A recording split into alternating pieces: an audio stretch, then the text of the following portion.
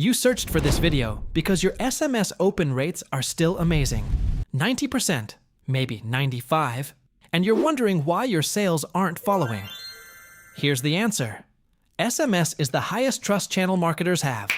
It's also the fastest one to destroy, and the people teaching you to blast weekly to maximize touchpoints are the same people who killed email a decade ago, applying the same playbook to a channel that punishes it harder.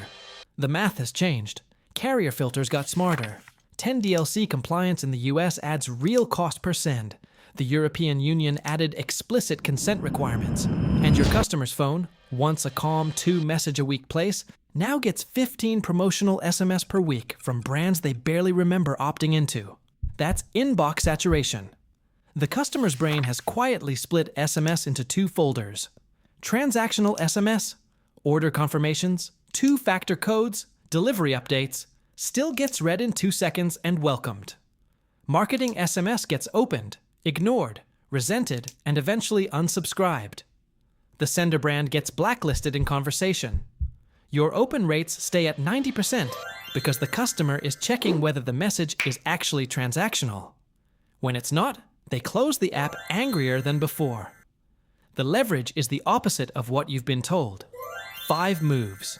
Run them this week. Move 1. Cap your sends at 2 per month. Not weekly, not monthly. 2. The math compounds against you above that. Below it, opens stay near 95% and unsubscribes stay near 0. Above it, opens hold, but trust collapses silently, measured in the customer who never replies, never returns, never refers. The trust withdrawal happens before the metrics catch it. Move 2. Segment by replenishment cycle, not demographics. Most SMS platforms let you slice by age, location, gender. Useless. Slice by where the customer is in their natural buy cycle. Someone who bought your skincare 8 weeks ago is at 80% of bottle depletion right now. That's the moment a one-line running low? SMS converts at 15%. 3 weeks earlier, the same SMS converts at 1% and feels pushy. SMS is the only channel where mistiming kills the relationship faster than wrong content. Move 3. Lead with the customer's name and the specific thing they bought. Hey Sarah, the espresso pods you got from us in March should be running low. Want a refill? Feels human. Hi, Hoss first name. Here's 20% off everything. Feels like spam, because it is spam. The 3-second judgment your customer makes when an SMS arrives is binary. Does this brand know me, or did they blast me? The difference is 12 characters of personalization. Move 4. 2-way SMS, not one-way blast. The brands winning in 2026 let customers reply. Auto-route the replies to a real human inbox. Treat SMS as a conversation channel, not a broadcast tower. The infrastructure to do this exists in every modern SMS platform. Most marketers turn it off because they don't want to staff the inbox. That's exactly why the marketers who do staff it pull 30% reply rates and convert at 5 times the volume of the marketers who don't. Move 5. 1 link per SMS. Branded domain only. Never URL shorteners. Carrier filters flagbit.li, t.co, and similar shorteners as spam signals. Your message goes to the spam folder before it reaches the customer's inbox. Use your own domain or a branded shortener pointing at your domain.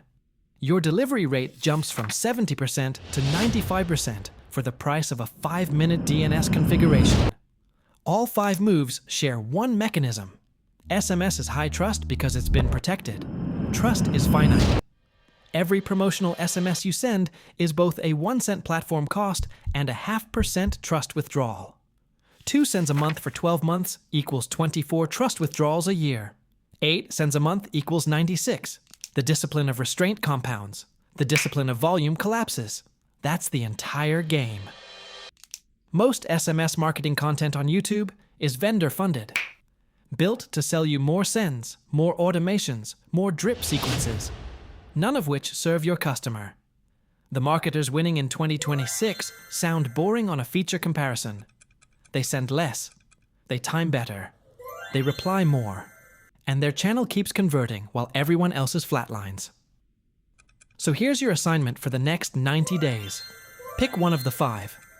The one your current SMS strategy violates the most. Cap at 2 per month if you're sending weekly. Segment by replenishment if you segment by age. Lead with the name and the past purchase. Switch on two-way replies. Drop the URL shorteners. Do that one thing for 90 days. Watch your reply rate. Watch your unsubscribe rate. Watch your sales per send. Then come back and pick the next one. That's SMS marketing in 2026. Everything else is sending more, faster, into a channel that punishes you for it.